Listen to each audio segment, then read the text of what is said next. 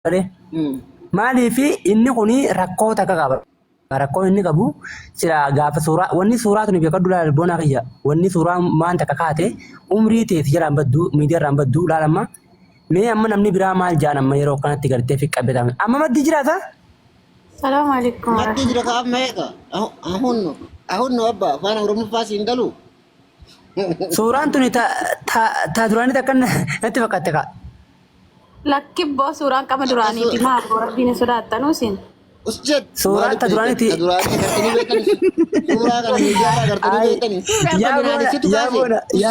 Yaa boona raggattee eegalte.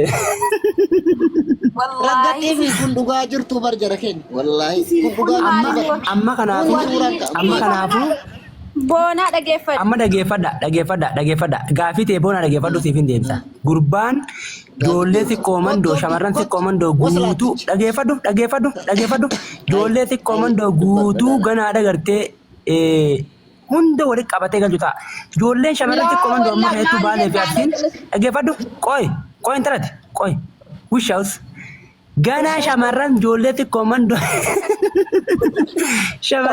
mandoo guutuun tajaajila hin qabne gartee Hamzaa Hajii sirraa harkatte akkuma itti gartee ashitti jala baafattu itti yaadu jirti. Wallahi billahi shamarran xiqqoo mandoo guutuun onni Hamzaa Hajii jirti.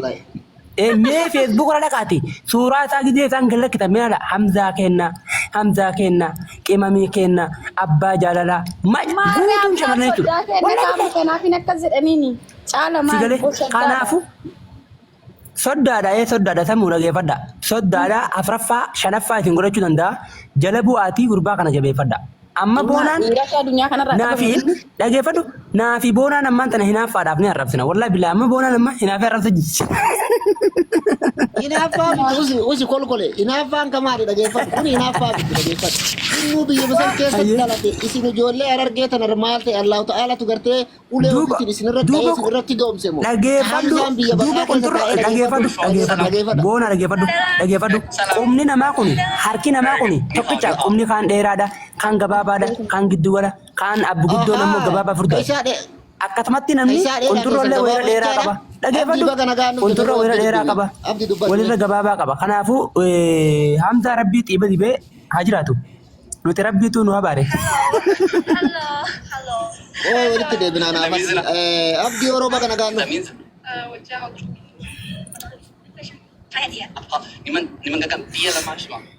Abdiin haasawa jirnaa tu dhageeffata jiraata. Okay. Amma namni hin barbaadu dhageeffadha jechuudha. Kajala waa jiran eenyu? Hello. Ini bira waa jiran fakkaata. Nuti godhadhoon tokko dhiifama wajjin saamanii kuraamutullaa barakaatu. Boona. Waalaikum salam warahmatullahi wabarakatuh. Akkam jirtan nagaadha? Nagaa jirta fayyaadha?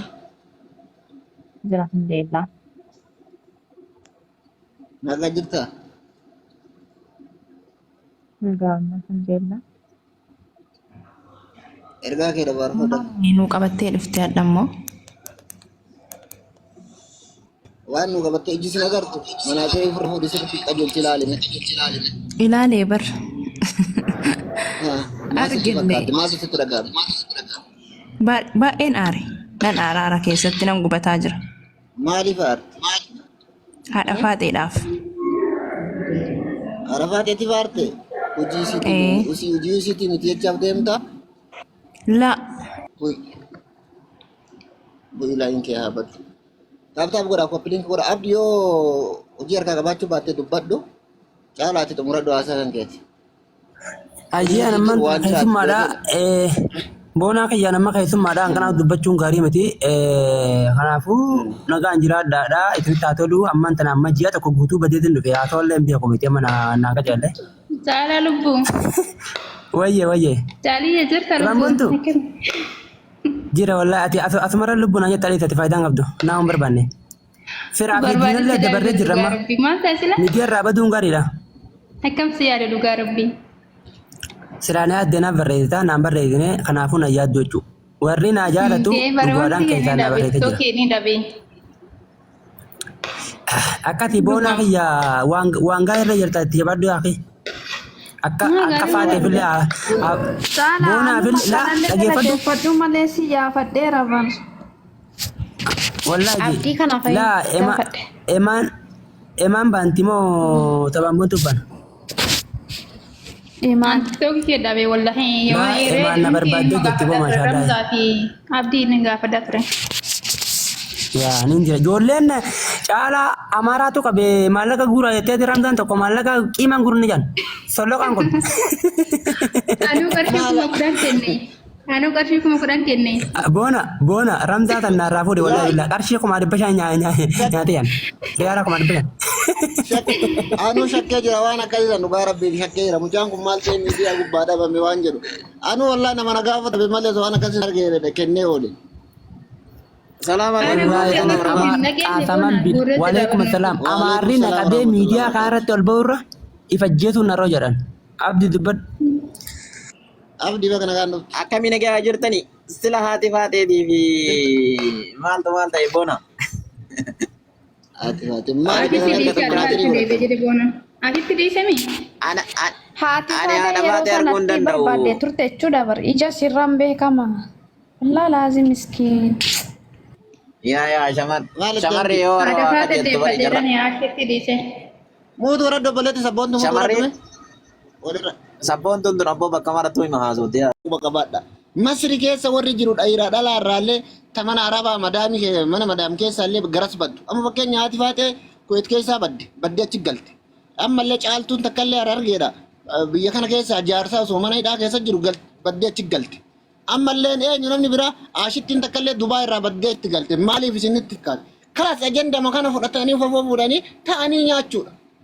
Wallaahi waan gaarii hawaasaaf yoom takka waan gaarii hojjetan takka hawaasaaf waan gaarii yoom dalagan.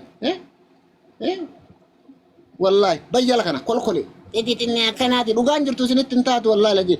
Amma Oromoo yoo oli buutu gandaa yoo oli buutu namni gandaaf ganda oli buutu ummatuma kaayiroo kana keessa. Mee rabbi laala ammallee waan guddaa tokko dhufuudhaaf deemaa jira.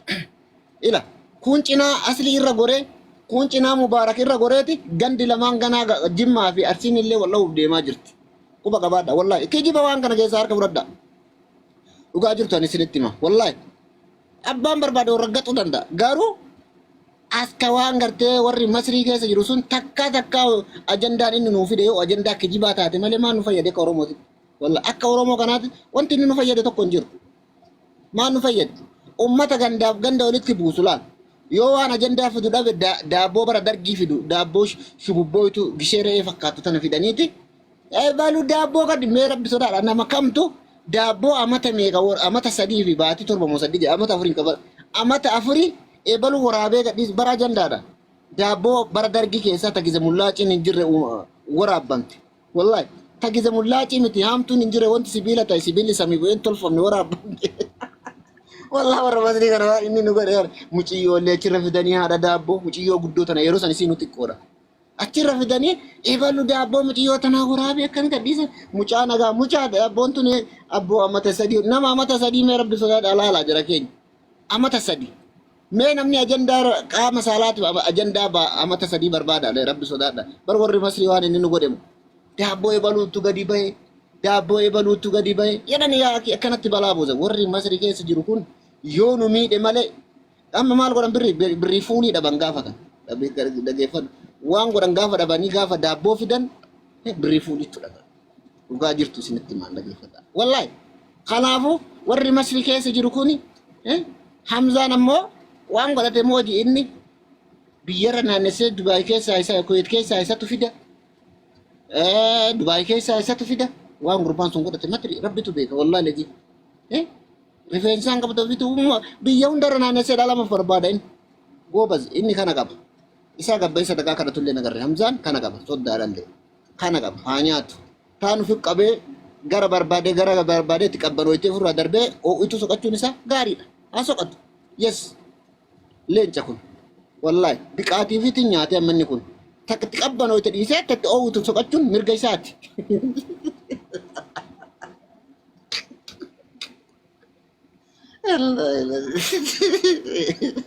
Hamzaaji wallaahi goota wallaahi laji Hamzaan goota biyya san keessa wallaahi osoo hin duune Hamza Hajiiti biyya san keessatti Hamza Hajiiti osoo siidaa dhaabanii wallaahi ana jedhe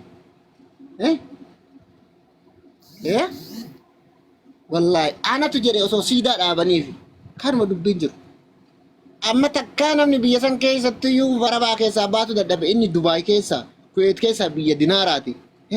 Garraa fidee Kuwaititti Dubaay darbee Dubaay irraa Suudaanii buutee Suudaanii irraa fuutee achitti biyya 4 irra naannoo isa bira fiduun biqaatii isaati kun biqaatii nyaata namni wallaahi sirraa kaasee jira. Ashitti ammoo osoo namni martii jette dhiibu osoo namni ciyyoo qal'oo tana jedhu ofirra naannessee dib godhee kana mul'in maramtee deemuu isaa kuni soddaadha. Gosh korma kiyya baga nu jiraatte silaasiilleen barandaa irra dhalte nu rakkifti. Wallaahi baga nurraa fuute kalaas. Ammallee ashitti illeen sii ta'uu diddee soqadhu ta biraa. Nuti nama sirratti duuluu miti wallaahi hojii kan kee agarsiiftee jirtu. Soqadhu ammallee karaa naannoo biraa kana gara Shawaatiif gara Wallaggaa kana keessa ta biraa barbaadan. Gara laafoo. Wattu ati faatee akkanatti kunoo Hamzaa jala seentee ta'een gadda tana agartee qoricha mataa qoricha muluu jettee qoricha muluu sii barbaaddu suni akkanatti ilaalam gaafa hidhii jala dabarsitee teessi. Bismillaahi rahmaani rahiim. Ta'een gadda kana kalee sanatti fakkaate haa onnaadhaa gara laafoodhaa qoricha muluu barbaaddi. Gara laafoo qoricha muluu barbaaddi. Gara laafoodhaa qoricha muluu barbaaddi. Gara laafoo goota. Allah.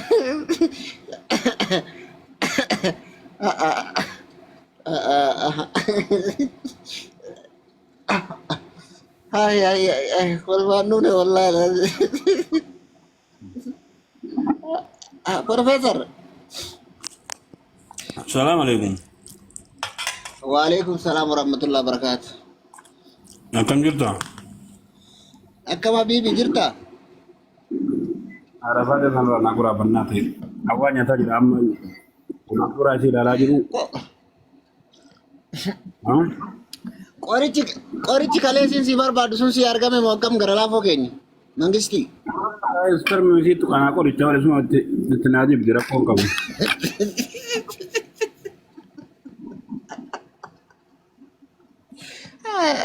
Ayye. Arafat yang ratu. Nah, Arafat nuti waatu kaa jirra. Arafat tu kumiti bara waan namni hin qabne namarra kaayaan jirru gara laafoo keenya. Amma nuti suuraa kun nuti tole suuraa bara jaalala isaa waliin kaan jechuudha. Amma ni dhugaa rabbi osoo Hamzaan kun akkanatti hafeeti anamma kan na dhibe giza inni ciisu akkana waliin kaate moo gurbaanni kun rafee jira. Bakkuma dhaabatetti rafe. Jaalalan beeku Hamzaan jaalalan beeku mee akka waan itti ol harkiftee siin dakan ol harkiftee kiisin kibar. Indi de today de you roll the verse. Ambe kuna mtu kiis. Ay de.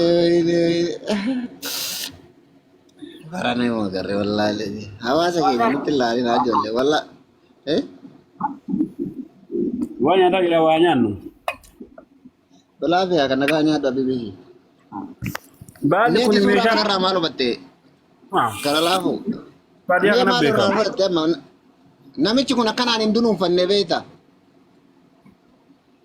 Wala tu jira kun rakkoda. An ka jedhu. Pero baay'ee Arabdoonni nyaatu jedhe. Hayye. Baalli kun agartee Meme mul'ataa jiru kan mul'isme.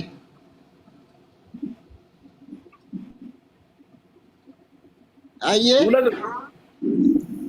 meeshaa akka badan mul'atu. Kuni meeshaa kaasaa mi baleensa. egaa kanaaf gidduu kanaan gara deemu wallaalee sibiilatti bu'aa chaa'u. Aha. Ada kanan nyaatin dhugaa rabbi yoo sanuu jaartiin si bira jiraattee malee dhugaa rabbi jaartiin bakka biraa jiraannaan ofirraa sirraa miidhaa sirra gaa nyaatin. Abboodii isin bade egaan ani ijoolleen hin kijibdee isuma ofitti guuraa egaa isa tokkotti mataa na doorsise sibiilatti bu'ee hin bannaate kalee osoo deemu.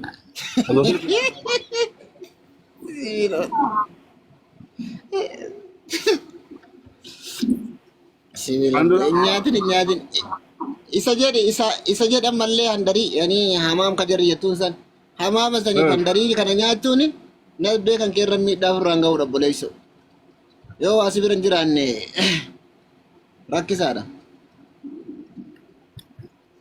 በጣም እስከ አንተ ያመርዋን ጀሩ ስለማልተ ግዱ ማለት ቱቢ ወልካናን ጊፍ መስጊድ ተማ ደንገደ ደማከላ ቶ በገና ወላ ወደ ሁንደ አይ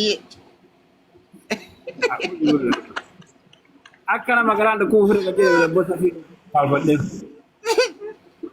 አይ lafa dhote woredha baate wanni wayana min salat gad bitabe galalalo njiro murema ate gazalin bebate way ima dumne kolfa wallahi gararaama kolfa dutte to media kana gubbarra jiru arra kana bira jiru tokko jenne ka hadafaate ti kamza sini maxxansina itti aansuun kan nama biraati ka garalaaf olleen dhufa keessan hundu tartiibaan dhufa jechuudha dhugama jabaadha taaftaa